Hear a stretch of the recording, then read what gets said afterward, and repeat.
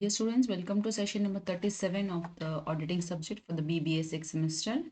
In this class, we'll be learning about verification of assets and liabilities, meaning, need and objectives. ಇಂದಿನ ಈ ಸೆಷನ್ನಲ್ಲಿ ನಾವು assets ಮತ್ತು ಲಯಬಿಲಿಟೀಸ್ಗಳ ಪರಿಶೀಲನೆ ಮತ್ತು ದೃಢೀಕರಣದ ಬಗ್ಗೆ ತಿಳಿದುಕೊಳ್ಳಲಿಕ್ಕೆ ಹೊರಟಿದ್ದೇವೆ.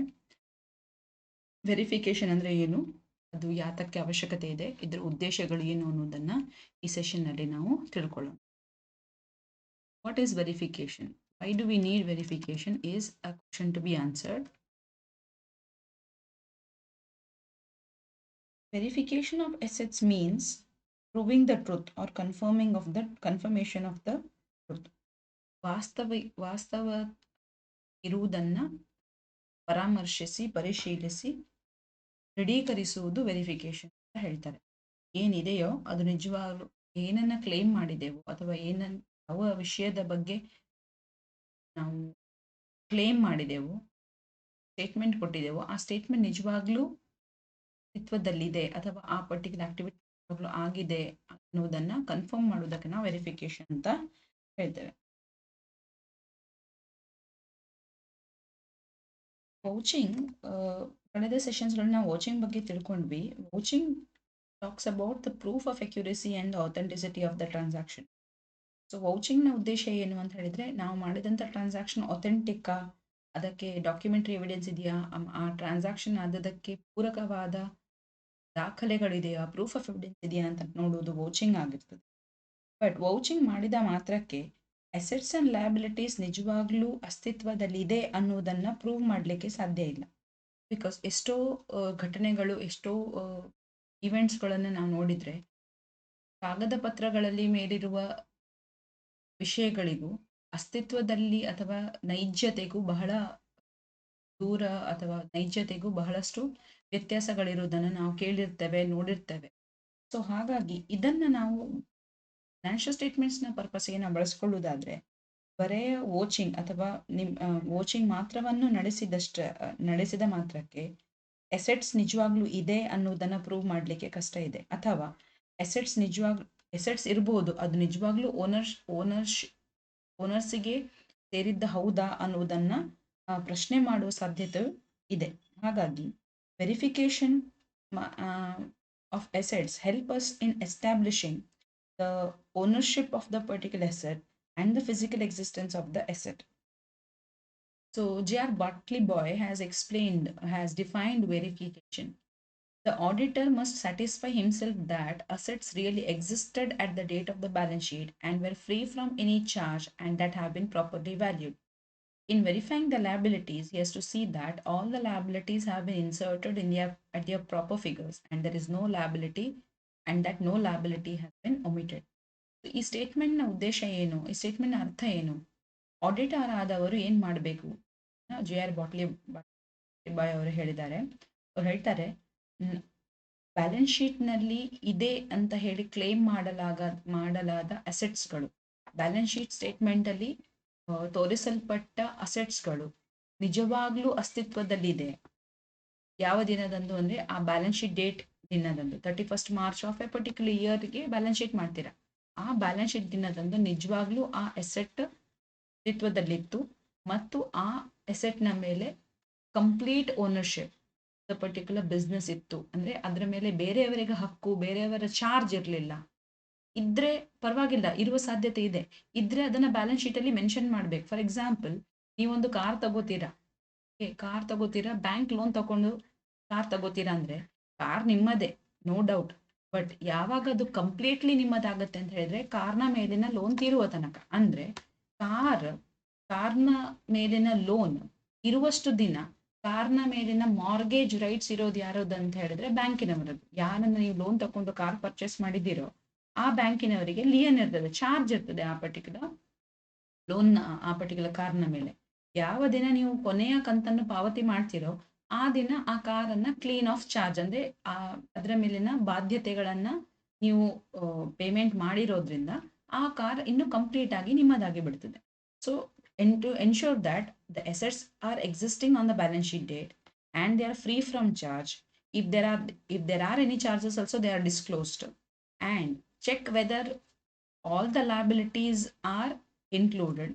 ಇರುವಂಥ ಎಲ್ಲ ಹೊಣೆಗಾರಿಕೆಗಳನ್ನು, ಬಾಧ್ಯತೆಗಳನ್ನು, ಬಿಸ್ನೆಸ್ನ ಲೋನ್ಸ್ಗಳನ್ನು, ಕೊಡಬೇಕಾದ ಹಣವನ್ನು ನಾವು ಬ್ಯಾಲೆನ್ಸ್ ಶೀಟಲ್ಲಿ ತೆಗೆದುಕೊಂಡಿದ್ದೇವೆ ಲೆಕ್ಕಕ್ಕೆ.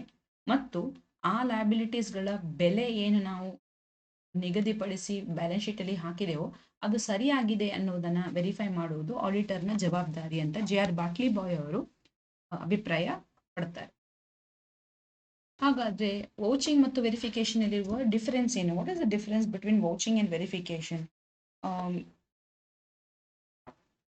ವೌಚಿಂಗ್ ಅಲ್ಲಿ ವಿ ಚೆಕ್ ದ ವೌಚರ್ಸ್ ಅಂತ ಹೇಳಿದರೆ ಸಂಬಂಧಪಟ್ಟ ದಾಖಲೆ ಪ್ರತಿಗಳನ್ನು ತೆಗೆದುಕೊಂಡು ಆ ಟ್ರಾನ್ಸಾಕ್ಷನ್ ಆಗಿದೆ ಅನ್ನೋದಕ್ಕೆ ನಾವೊಂದು ಖಾತರಿಯನ್ನು ಪಡಿಸಿಕೊಳ್ಳುವಂಥದ್ದು checking vouchers. But whereas in case of verification it is to validate the resemblance of fact regarding the assets and liabilities. Voucher ಏನು ಹೇಳ್ತದೆ? ಟ್ರಾನ್ಸಾಕ್ಷನ್ ಆಗಿದೆ ಅಂತ ಹೇಳ್ತದೆ, ಆಗಿದೆ ಅನ್ನೋದ್ರ ಬಗ್ಗೆ ಖಾತರಿ ಪಡಿಸ್ತದೆ. ಬಟ್ ವೆರಿಫಿಕೇಶನ್ ಇನ್ನೂ ಒಂದು ಹೆಜ್ಜೆ ಮುಂದೆ ಹೋಗಿ ಟ್ರಾನ್ಸಾಕ್ಷನ್ ಆಗಿದೆ ಅಂತ ಹೇಳಿದರೆ ಅದರ ವಾಸ್ತವಿಕ ಕುರುಹುಗಳನ್ನು ಫೈಂಡ್ ಔಟ್ ಮಾಡೋದು. ನಿಜವಾಗ್ಲೂ ಆ ಟ್ರಾನ್ಸಾಕ್ಷನ್ ಆಗಿದೆ ಅನ್ನೋದನ್ನು ಫ್ಯಾಕ್ಟ್ ಚೆಕಿಂಗ್ ಮಾಡುತ್ತೆ. ಕುರುಹುಗಳನ್ನು ಅಥವಾ ಅದಕ್ಕೊಂದು ವಸ್ತುಶಃ ಅದರ ಅಸ್ತಿತ್ವವನ್ನು ಚೆಕ್ ಮಾಡುವಂಥ ಕೆಲಸ ವೆರಿಫಿಕೇಶನ್ ಮಾಡುತ್ತೆ. Vouching is done on the basis of documentary evidence. ಒಂದು ಕಾಗದ ಪತ್ರವೋ ದಾಖಲೆಯೋ ಇದನ್ನಿಟ್ಟುಕೊಂಡು ವೌಚಿಂಗನ್ನು ನಾವು ಮಾಡ್ತೇವೆ. But in case of verification it is done through thorough analysis and documentary evidence. ಇಲ್ಲಿ ಡಾಕ್ಯುಮೆಂಟರಿ ಎವಿಡೆನ್ಸು ಬೇಕು, ಅನಾಲಿಸಿಸ್ ಕೂಡ ಬೇಕು. ಸೊ ಒಂದು ಸೇಲ್ ಡೀಡ್ ತಂದು ಕೊಡ್ತಾರೆ, yes it's a documentary evidence. But what is analysis? Checking the sale deed through the details provided in the sale deed. So sale deed ಅಥವಾ ಒಂದು purchase invoice ಒಂದು documentary evidence ಹೌದು, but ಅದನ್ನು analyse ಮಾಡುವಂಥದ್ದು analysis ಅಂತ ಹೇಳಿದ್ರೆ, for example I purchase the land. ಆ land purchase ಮಾಡಿದ್ದಕ್ಕೆ ಒಂದು ಸೇಲ್ ಡೀಡ್ ಇರುತ್ತೆ, ಅದು ವೌಚಿಂಗಿಗೆ ಸಾಕು, ಡಾಕ್ಯುಮೆಂಟರಿ ಎವಿಡೆನ್ಸ್ ಇದೆ. ಥೊರೋ ಅನಾಲಿಸಿಸ್, ಆ ಲ್ಯಾಂಡ್ ನಿಜವಾಗ್ಲೂ ಅಸ್ತಿತ್ವದಲ್ಲಿದೆಯೇ, ಫಿಸಿಕಲಿ ಅದು ಅವೈಲೇಬಲ್ ಇದೆಯೇ, ಆ ಪರ್ಟಿಕ್ಯುಲರ್ ಏರಿಯಾಕ್ಕೆ ಆ ಪರ್ಟಿಕ್ಯುಲರ್ ಜಾಗದಲ್ಲಿ ಇಂಥದ್ದೊಂದು ಎಸೆಟ್ ಇರುವ ಸಾಧ್ಯತೆ ಉಂಟಾ, ಇದನ್ನೆಲ್ಲ ವೆರಿಫೈ ಮಾಡಲಿಕ್ಕೆ ನಾವು ಪ್ರಯತ್ನ ಪಡ್ತೇವೆ. ಸೊ ಜನರಲಿ ಲೀಗಲ್ ಓನರ್ಶಿಪ್ ಬಗ್ಗೆ ನೋಡುವಾಗ ವೆದರ್ ಇಟ್ ಈಸ್ ಲೀಗಲಿ ಜಾಗ ಇದೆ ನಮ್ಮ ಹೆಸರು, ಅದರ ಮೇಲೆ ಚಾರ್ಜ್ ಇದೆಯಾ.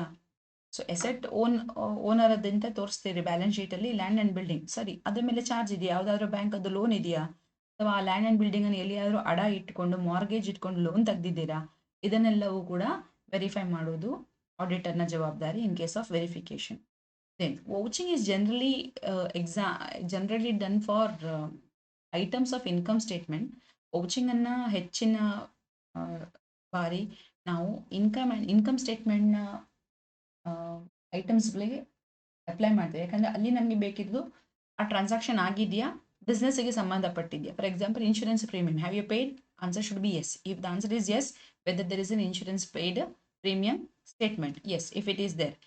Next thing is whether the premium belongs to the business for the current financial year. ಇಷ್ಟಕ್ಕೆ ನಮಗೆ ಆನ್ಸರ್ ಸಿಗಬೇಕಾದದ್ದು ವೋಚಿಂಗಿಂದ. But verification is carried out for the balance sheet items. ಅಲ್ಲಿ ಇನ್ಶೂರೆನ್ಸ್ ಪ್ರೀಮಿಯಂ ಕಟ್ಟಿದ್ದು, ಇನ್ಶೂರೆನ್ಸ್ ಪಾಲಿಸಿಯನ್ನು ವೆರಿಫೈ ಮಾಡಿ ನೀವು ಇಡ್ತೀರಾ ಅಷ್ಟೇ. ಸೊ ಅದಕ್ಕಿಂತ ಜಾಸ್ತಿ ನೀವೇನೂ ಮಾಡೋಕ್ಕಾಗಲ್ಲ. ಅಲ್ಲಿ ಲೀಗಲ್ ಎಂಟೈಟಲ್ಮೆಂಟು, ಓನರ್ಶಿಪ್ಪು ಏನೂ ಇಲ್ಲ. You pay the premium, you will be covered for 1 year. If you don't pay the premium, your policy will lapse aste. But in case of balance sheet, it is not like that. You have to verify whether that particular asset really belongs to you.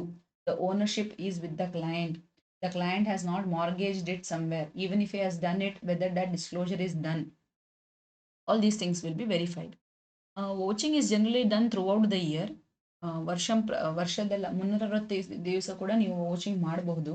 Because ಆ transactions ನಡೀತಾ ಇದ್ದ ಹಾಗೆ ವೌಚಿಂಗನ್ನು ಮಾಡುವ ಸಾಧ್ಯತೆ ಇದೆ. But in case of verification it has to be done on a particular day. So ಆ ವರ್ಷ ಅಂತ್ಯ ಆಗಲೇಬೇಕು. 31st ಮಾರ್ಚ್ನ ದಿನ ನಿಮ್ಮ ಬ್ಯಾಲೆನ್ಸ್ ಶೀಟಲ್ಲಿ ಏನು ಡೇಟಾ ಇದೆಯೋ ಆ ಬ್ಯಾಲೆನ್ಸ್ ಶೀಟ್ ಐಟಮ್ಸನ್ನು ನೀವು ವೆರಿಫೈ ಮಾಡ್ತೀರಿ. ಸೊ ಬ್ಯಾಲೆನ್ಸ್ ಶೀಟ್ ಮುಗ್ದ ನಂತರ ಪ್ರಿಪೇರ್ ಮಾಡಿದ ನಂತರವೇ ನೀವು ಅಸೆಟ್ಸನ್ನು ವೆರಿಫಿಕೇಷನಿಗೆ, ಲಯಬಿಲಿಟೀಸನ್ನು ವೆರಿಫಿಕೇಷನಿಗೆ ಒಳಪಡಿಸಬಹುದು. ಆ್ಯಸ್ ಆನ್ 31st ಮಾರ್ಚ್ ನಿಮ್ಮ ಟ್ರಾನ್ಸಾಕ್ಷನ್ ಸ್ಟೇಟಸ್ ಏನು, ನಿಮ್ಮ ಬ್ಯಾಲೆನ್ಸ್ ಶೀಟ್ ಐಟಮ್ ಸ್ಟೇಟಸ್ ಏನು ಅಂತ ಅರಿತುಕೊಳ್ಳುವಂಥದ್ದು verification. Then in case of vouching, audit clerks vouch ಮಾಡ್ತಾರೆ. ಆಡಿಟರ್ ಮಾಡಲೇಬೇಕು ಅನ್ನೋ ಒಂದು ಕಂಪಲ್ಷನ್ ಇಲ್ಲ, ಆಡಿಟರ್ ಮಾಡಬಹುದು. ಬಟ್ ಹೆಚ್ಚಾಗಿ ಈ ವೌಚಿಂಗ್ ಕೆಲಸವನ್ನು ಆಡಿಟ್ ಅಸಿಸ್ಟೆಂಟ್ಸ್ಗೆ ವಹಿಸಿಕೊಡಲಾಗ್ತದೆ. ಸೀನಿಯರ್ ಮತ್ತು ಜೂನಿಯರ್ ಆಡಿಟ್ ಅಸಿಸ್ಟೆಂಟ್ಸ್ನ combination of people will work together and do the vouching. Vouching is very important job, no doubt. But verification is never done by the audit clerk. It is done by the auditor himself. The qualified personnel, he himself will do this verification part regarding, because it requires a thorough analysis which for which he is qualified uh, to do the work. So hence he should be very careful. He does not give this job of verification to somebody else. If he cannot do it himself, sometimes in some circumstances the auditor himself cannot verify, then he can take the help of other qualified professionals.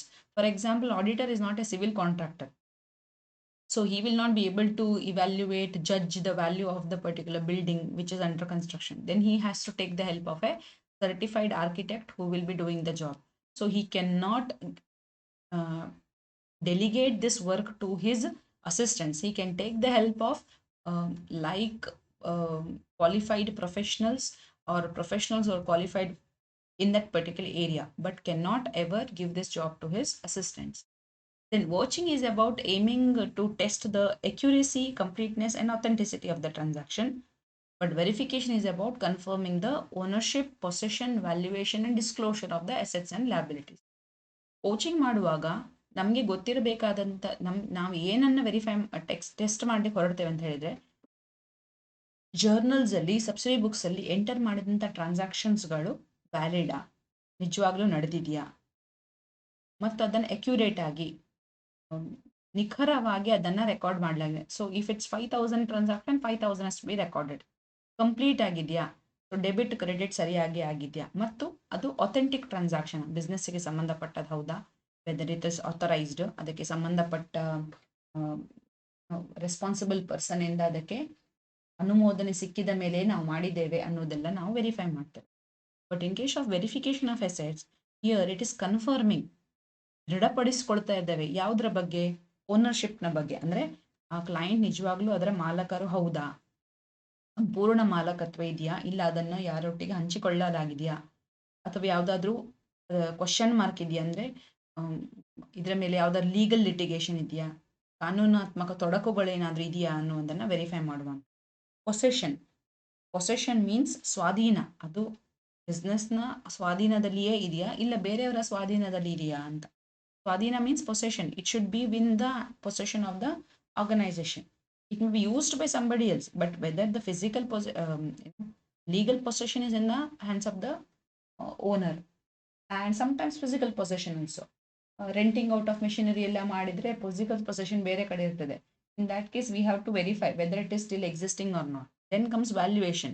ಅದರ ಬೆಲೆ, ಸೂಕ್ತ ಬೆಲೆಯಲ್ಲಿಯೇ balance ಶೀಟಲ್ಲಿ ಏನು mention ಮಾಡಿದ್ರೆ ಅದರ ಬೆಲೆ ಅಷ್ಟು ನಿಜವಾಗ್ಲೂ ಇದೆಯಾ. So book value which is quoted in the balance sheet, whether it is valued properly or not, ಇದನ್ನು ಚೆಕ್ ಮಾಡಬೇಕಾಗತ್ತೆ. Then comes disclosure of assets. Disclosure ಅಂತ ಹೇಳಿದರೆ ಆರ್ಗನೈಸೇಷನ್ನ ಎಲ್ಲ ಅಸೆಟ್ಸ್ ಮತ್ತು ಲಯಬಿಲಿಟೀಸನ್ನು ಸ್ಟೇಕ್ ಹೋಲ್ಡರ್ಸ್ನ ಗಮನಕ್ಕೆ ತರಬೇಕು, ಬ್ಯಾಲೆನ್ಸ್ ಶೀಟಲ್ಲಿ ಹೇಳಲೇಬೇಕು, ಹೈಡ್ ಮಾಡುವ ಹಾಗೆ ಇಲ್ಲ. ಅಸೆಟ್ಸನ್ನು ಮತ್ತು ಲಯಬಿಲಿಟೀಸನ್ನು ಅದರ ನಿಜವಾದ ಬೆಲೆಗಳಲ್ಲಿ ಅದನ್ನು ಬ್ಯಾಲೆನ್ಸ್ ಶೀಟಲ್ಲಿ ಪ್ರೆಸೆಂಟ್ ಮಾಡಿದಾರಾ ಇಲ್ವಾ ಅನ್ನೋದನ್ನು ವೆರಿಫೈ ಮಾಡೋದು ಆಡಿಟರ್ನ ರೆಸ್ಪಾನ್ಸಿಬಿಲಿಟಿ ಆಗಿರ್ತದೆ.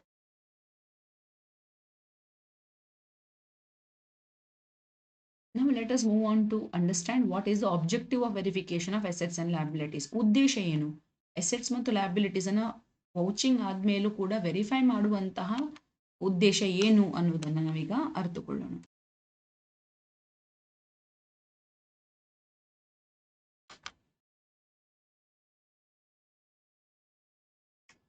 Objectives of verification of assets and liabilities ಬಂದಾಗ, first objective here what we find is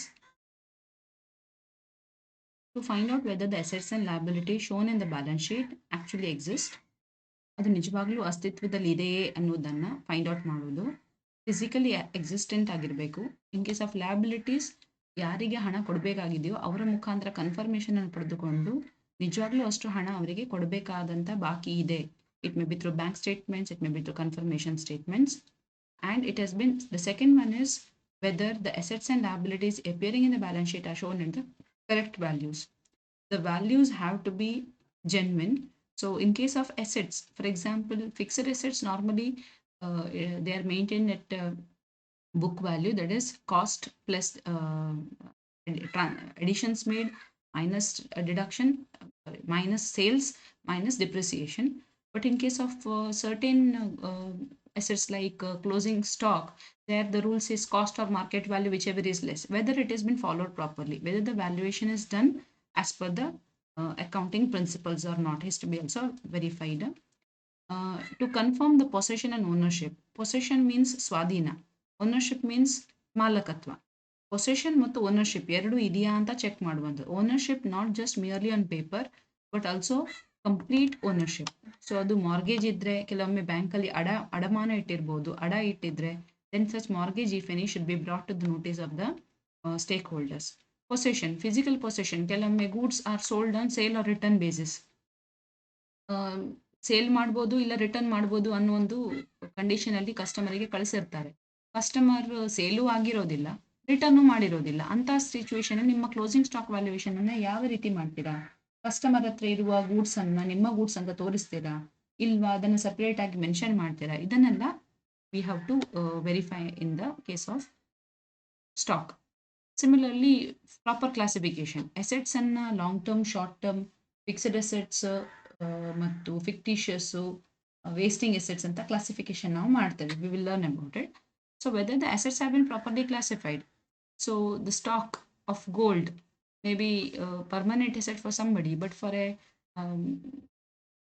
gold manufacturer, jeweler, it is a stock. It's not a asset. For mobile manufacturing companies, it is a raw material, consumable for the manufacture of mobile. So it depends upon the type of the organization. So hence it is to check, auditor has to check whether the goods have been properly classified, the assets have been properly classified or not, liabilities have been properly classified or not, because improper classification may lead to inadequacy in the information to be given to the stakeholders. The ratio analysis, the information which is dependent upon may get affected adversely. Then coming to the arithmetical accuracy of the books of accounts, to ensure that the values are properly recorded and the values so recorded in the balance sheet matches exactly with their base documents. Then finally, to ensure that the balance sheet gives a true and fair view of the financial position. ನಮ್ಮ ಬಿಸ್ನೆಸ್ನ ನಿಖರ ಮಾಹಿತಿಯನ್ನ ಮತ್ತು ಸರಿಯಾದ ಮಾಹಿತಿಯನ್ನ balance sheet ವ್ಯಕ್ತಪಡಿಸ್ತಾ ಇದೆ ಅನ್ನೋದನ್ನ ಖಾತರಿಪಡಿಸಿಕೊಳ್ಳುವುದು ಕೂಡ ಆಡಿಟರ್ನ ಒಬ್ಜೆಕ್ಟಿವ್ ಆಗಿರೋದ್ರಿಂದ ಅವನು ವೆರಿಫಿಕೇಶನ್ ಆಫ್ ಅಸೆಟ್ಸ್ ಅಂಡ್ ಲಯಬಿಲಿಟೀಸ್ನಲ್ಲಿ ಲಯಬಿಲಿಟೀಸನ್ನು ಡೀಟೇಲ್ಡ್ ಆಗಿ ಮಾಡ್ತಾನೆ. ಬರುವ ಕ್ಲಾಸ್ನಲ್ಲಿ we will be learning about the principles, the rules to be followed or guidelines to be followed while verifying the assets ಅನ್ನು ನಾವು ವೆರಿಫೈ ಹೇಗೆ ಮಾಡಬಹುದು, ಅದರಲ್ಲಿ ಪರಿಗಣಿಸಬೇಕಾದ ಮುಖ್ಯ ಅಂಶಗಳು ಯಾವುದು ಅಂತ ಹೇಳಿ ಬರುವ ಸೆಷನ್ನಲ್ಲಿ ಕಲಿತಾ ಇದ್ದೇವೆ. Till then take care, good by.